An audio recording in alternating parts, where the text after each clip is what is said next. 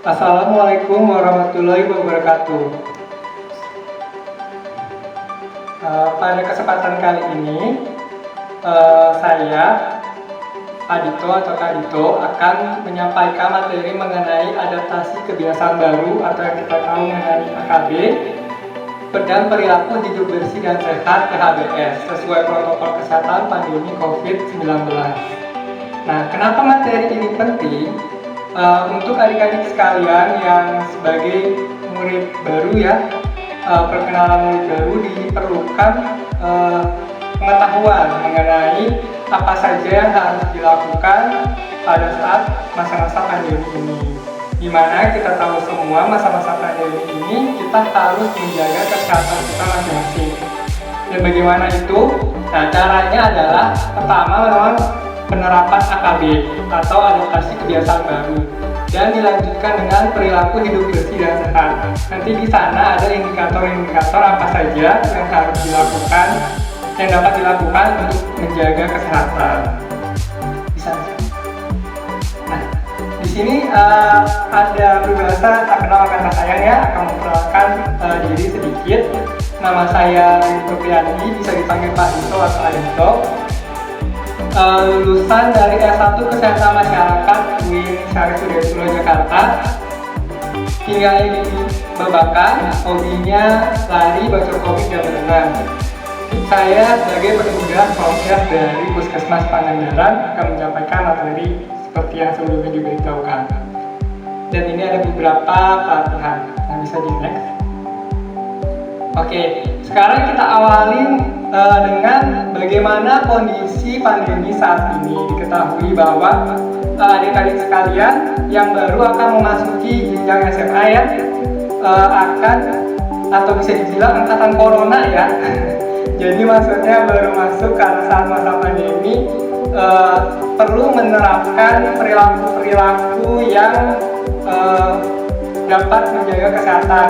Atau biasanya kalau anak SMA sudah bisa ini ya, untuk sosial media ya, atau banyak di sosial media itu namanya new normal ya, new normal atau new norm. Nah, apa itu gitu? Nah, dan kenapa harus melakukan itu? Karena di kondisi sekarang atau misalnya di kondisi pandemi ini di seluruh dunia terdapat 12,5 juta konfirmasi kasus positif corona. Ini datanya dari awal corona ada itu di Wuhan, China, Desember 2019 sampai dengan April 2020 itu terdapat 12,5 juta itu di satu dunia. Lalu di Indonesia sendiri ada datanya sampai 6 Juli dan kasus positif awalnya itu dari 2 Maret ya, 42.762 konfirmasi kasus positif. Dan ada sekalian calon atau murid baru dari SMA 1 Pangandaran. Bagaimana kondisi Pangandaran Pak? Gitu kan? Dari Pangandaran sendiri memang masih terdapat kasus aktif positif sebanyak 6 dan sebenarnya 2 juga sudah siap untuk dipulangkan tapi menunggu karantina. Dan PSBB juga itu dilakukan dari April hingga akhir Juni, di mana dimaksudkan untuk menurunkan angka kasus positif ya, pertambahannya ya, walaupun di sini masih perlu digiatkan lagi. Tapi kan kita sudah mendapatkan anjuran untuk melaksanakan kegiatan belajar mengajar ya. Mungkin dari adik-adik ada yang dari lulus SMP langsung ke ini SMA. Dari SMP mungkin belum sempat awal-awal akhir-akhir itu masih belajar dari rumah ya. Sekarang sudah mungkin perpaduan nanti pengenalan bagaimana misalnya diharuskan untuk belajar dari sekolah, sudah diberikan ilmunya di sini untuk dapat menjaga diri. Nah, apa yang harus dipersiapkan? Kita harus mempersiapkan 2 hal tadi, yaitu adaptasi kegiatan baru dan perilaku hidup bersih dan sehat. Di next up. Nah, di sini adaptasi kebiasaan baru. Ini 3 pokok perilaku atau kebiasaan yang harus diterapkan. Apa saja itu? 1, wajib pakai masker. Jadi adik-adik misalnya yang misalnya untuk nanti ada pembelajaran ke sekolah atau misalnya rumah, menjumpai di tempat umum, itu harus menggunakan masker. Masker seperti apa? Anjurannya masker kain untuk bahan katun saja itu sebenarnya sudah cukup. Tapi harus diperhatikan juga kalau misalnya kita itu tidak boleh sampai maskernya basah. Dan juga maskernya itu harus diganti. Maksudnya diganti, misalnya kita punya cadangan, kita 2 masker gitu untuk setiap harinya. Karena masker kain tidak bisa dipakai selama adik-adik beraktivitas, misalnya nanti sudah mulai masuk sekolah ya. Tapi tadi ditanya Pak gurunya masih nanti untuk upacara saja, baru nanti bayar di rumah dulu. Nah, setelah wajib pakai masker di setiap saat ya, kecuali makan dan minum, itu kedua adalah tetap jaga jarak sebanyak 1-2 meter.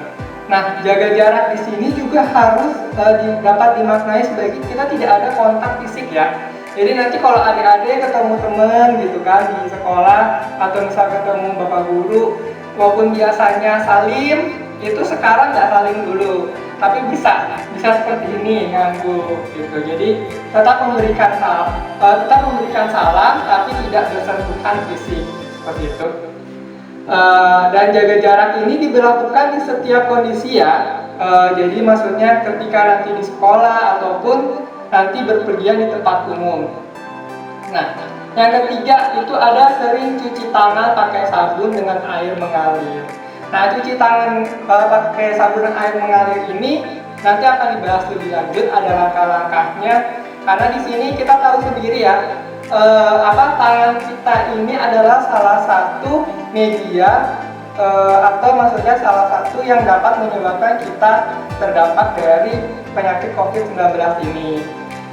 Kenapa Pak gitu? Karena kita tanpa kita sadari itu setiap harinya pasti akan memegang mulut kita sendiri, atau kita akan mengucap mata, atau kita akan hidung kita terasa gatal. Nah, dari 3 titik itu virus bisa masuk. Jadi ketika misalnya adik-adik pergi keluar gitu dan terpapar misalnya ada virus, dan itu ketika adik lupa mencuci tangan itu dapat kena virus COVID-19. Tapi jangan sampai ya, makanya harus tetap rajin atau sering cuci tangan pakai sabun. Nanti dikasih tahu kapan saja dan bagaimana cuci tangan pakai sabun yang benar. Tapi 3 kebiasaan ini perlu dipraktikkan dan perlu dipahami, seperti pakai masker, jaga jarak, dan cuci tangan pakai sabun.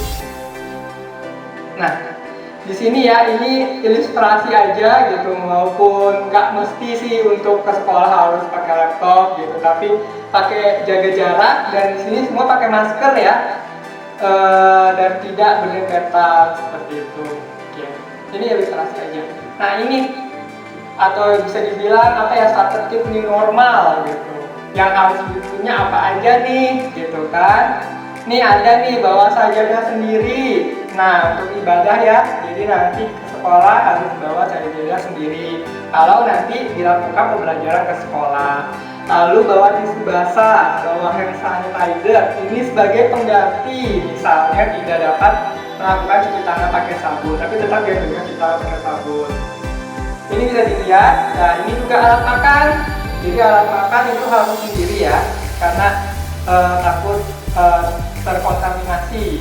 Nah, ada botol minum juga seperti ini. Ini bisa dilihat ya. Dan kalau bisa ini ya, ketika nanti misalnya ada himbauan untuk melakukan pembelajaran di sekolah, adik-adik sudah siap untuk mempersiapkan hal ini. Bisa dilihat. Nah, lanjut itu adalah tentang adaptasi kebiasaan baru. Maka dari 3 hal itu dan ada statistiknya ya. Nah, di sini kita lanjut ke materi berikutnya. Walaupun adaptasi kebiasaan baru dilakukan, kita juga harus tetap menerapkan PHBS. PHBS itu apa Pak? PHBS itu adalah perilaku hidup bersih dan sehat. Itu karena gini, adik-adik. Jadi walaupun sekarang ini lagi masa pandemi COVID-19, tapi bukan berarti sakit-sakit yang lain hilang. Gitu. Jadi DBD pun juga tetap ada. masih ada kasusnya, ataupun misalnya kita harus tetap menjaga gizi kita. Dan ini sebenarnya banyak PHBS itu manfaatnya. Jadi himbauan-himbauan yang ada mengharuskan kita untuk melakukan AKB atau adaptasi kebiasaan baru dan juga PHBS. Nah, PHBS itu apa aja? Di sini ada perilaku hidup bersih dan sehat. Ini dari definisinya dulu ya. Apakah itu PHBS? Di sini kumpulan perilaku. Perilaku itu adalah suatu tindakan yang dapat kita lihat dan atau kita lakukan setiap hari. Jadi perilakunya gimana nih? Gitu kan? Perilakunya ada akhlak atau enggak gitu. Atau misalnya ya selain perilakunya ada akhlak juga harus bersih dan sehat gitu. Jadi generasi mudanya apalagi dari SMA 1 Pangandaran ini tetap bagus ya, harus bisa beradaptasi dengan pandemi yang ada. Nah, ini salah satu ilmunya. Nah, di praktika akan bisa kesadaran. Nah, kalau mau sadar melakukan suatu perilaku, kita harus tahu dulu apa itu yang akan dilakukan. Dan sebagai alat pembelajaran, seperti yang dilakukan sekarang ya, pembelajaran yang Bapak kasih melalui dari online seperti itu, yang menjadikan seseorang atau keluarga dapat menolong diri sendiri. Nah, seperti ini. Jadi di masa pandemi ini kita memang harus dapat menjaga diri sendiri dulu, saling menjaga. Jadi dari diri sendiri, dan itu akan berakibat ke orang lain dan juga menjaga ke orang lain. Di bidang kesehatan yang berperan aktif dalam mewujudkan kesehatan masyarakat. Bisa dilihat. Kenapa di sini Bapak bilang sulit? Ya? Karena coba dilihat di diri sendiri, apakah masih lupa sering cuci tangan atau enggak sebelum makan? Apakah masih lupa membersihkan bintik-bintik nyamuk di rumah gitu?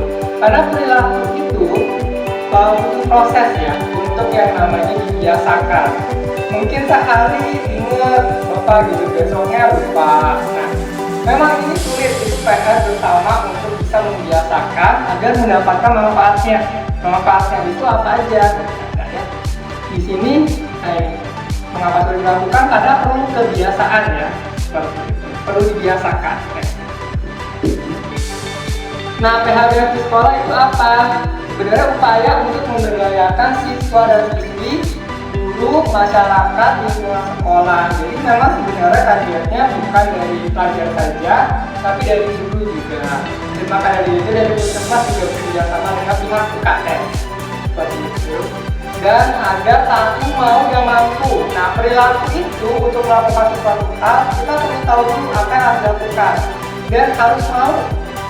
Nah, seperti adik-adik begini, misalnya kok nggak pakai masker gitu kan, nggak mau. Kenapa nggak mau? Biasanya nggak tahu manfaatnya. Nggak tahu manfaatnya mengapa masker di saat pandemi ini. Dan kalau misalnya tahu manfaatnya, pasti akan terdorong untuk mau. Dan di sini mampu, maksudnya mampu adalah punya akses atau misalnya dapat memiliki masker itu dan mengetahui pengetahuan mengenai cara memakai masker itu. Nah, sebenarnya tujuan besarnya apa? Untuk menciptakan sekolah yang sehat. Ini ilustrasinya gotong royong anak SD aja ya. Tapi bisa dilakukan di SMA juga pasti. Nah, sasaran PHBS-nya tadi seperti sudah diberikan. Next. Itu ya pasti ada dari siswanya juga, dari guru-guru, dari ini pedagang kantin sebelah, dan ini dari petugas keamanan. Jadi sebenarnya PHBS ini sasarannya untuk diterapkan di satu lingkungan sekolah. Nah, di sini ada manfaat PHBS di sekolah. Untuk apa? Apalagi di masa pandemi sekarang, itu akan meningkatkan kesehatan dan tidak mudah sakit. Nah, jadi selain karena ini penyakit dari virus itu dapat menginfeksi ketika dan terdapat gejala ketika kita kondisi imunnya itu tidak baik ya. Jadi kita bisa terhindar sebenarnya bukan untuk penyakit COVID-19 saja, tapi PHBS ini bagus untuk mencegah penyakit lain seperti misalnya diare ataupun DBD